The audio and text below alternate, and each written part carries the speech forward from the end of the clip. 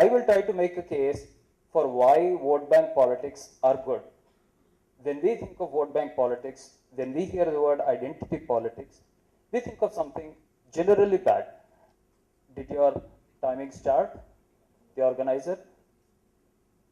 Next slide, please. You crossed 15 seconds. Next one, please. When we think of vote bank politics, we think of something bad. But my attempt here is to convince you that there is something good in vote bank politics. Let us see why this must be true. Next. We keep hearing all the day, all the time, every day in the news, we read in the newspapers about the bad things of vote bank politics, what they mean for India. The moment we hear vote bank politics, we think of religion, caste, community. Therefore, I decided to contact some of my colleague researchers in India and abroad, and then they told me what exactly vote bank politics means. Vote bank politics is defined as dividing people based on a common social identity.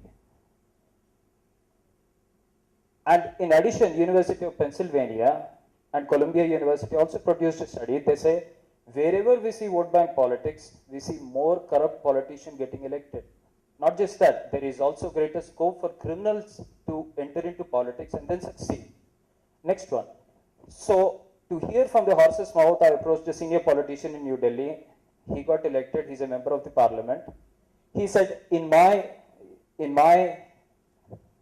election, I filed an affidavit. He declared his bank account details, but not his vote bank account details. So we are here to discuss the secrets of his vote bank account details. He told me that, Karthik, when you see people of India, when you see Indians, you don't see them together. We practice vote bank politics. We see people as belonging to a particular religion. We see people belonging to a particular caste.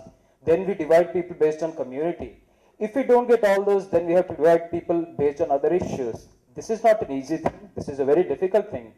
Once he explained all these things to me, slowly I was convinced. I started appreciating the difficulty he had. No wonder only 300 MPs in our parliament are crorepati's.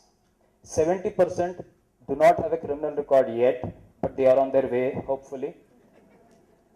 So it is very challenging not to be a criminal, not to be a crorepati, and practice vote bank politics.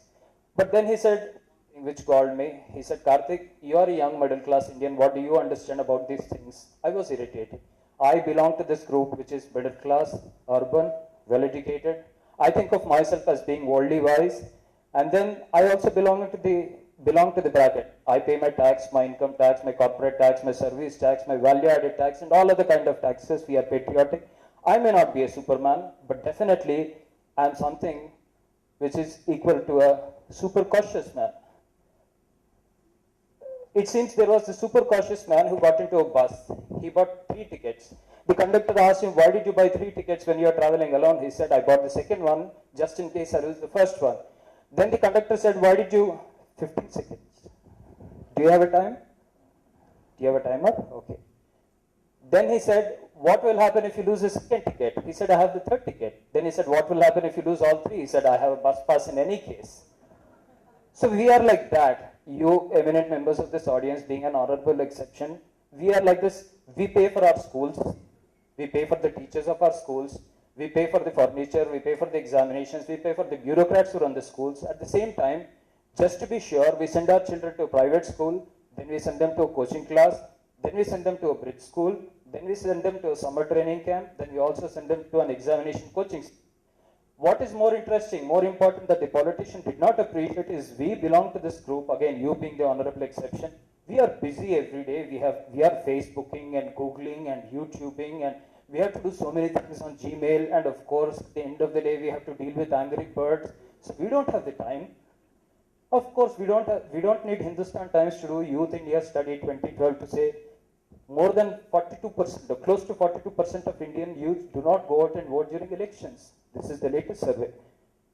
Of course we are busy. We are on the internet all the time. Then we have to deal with TV and cell phones and all kinds of things.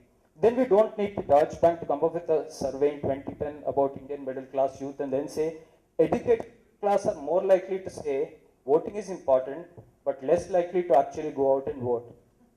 Next.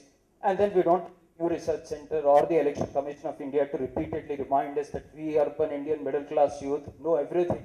But when it comes to voting, we probably have the lowest percentage of votes both in India and across.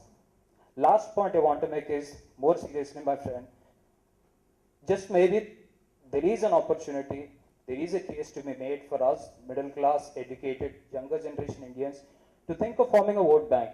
Not vote bank of the traditional sort, but vote bank above all the religion, caste, community divides, and then realize the power of, if we are guilty of one thing, that is, we are guilty of not voting, maybe our vote does count, maybe bad politics can be eliminated.